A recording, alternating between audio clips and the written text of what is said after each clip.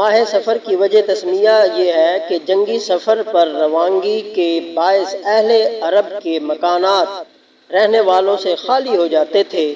جب کوئی جگہ انسانوں سے خالی ہو جائے تو اس وقت عربی زبان میں سافر المکانو کہا جاتا ہے۔ ماہ سفر کو منحوس سمجھنا۔ معزز برادران ملت اسلامیہ، ماہ و سال، رات و دن اور ہر وقت ہر ایک کا خالق اللہ تعالی ہے، اور اللہ عز و جل نے کسی دن یا کسی وقت کو منحوس نہیں بنایا۔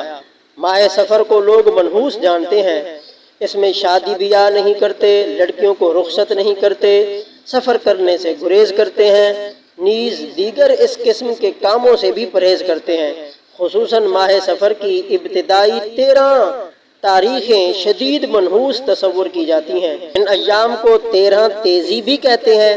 یہ سب جہالت کی باتیں ہیں اور لوگوں کا اسے منحوس سمجھنا سراسر غلط ہے۔ نحوست اور بدشگونی حدیث نبوی صلی اللہ علیہ وسلم کی روشنی میں محترم بھائیو، حضرت سیدنا ابو ہریرہ رضی اللہ عنہ سے روایت ہے، مصطفیٰ جان رحمت صلی اللہ علیہ وسلم نے ارشاد فرمایا، لا عدوى ولا طیارہ ولا حامہ ولا سفرہ، کوئی بیماری متعدی نہیں اور نہ بدفعلی کوئی چیز ہے، نہ الو کا بولنا کوئی برا اثر رکھتا ہے، اور نہ ہی ماہ سفر منحوس ہے۔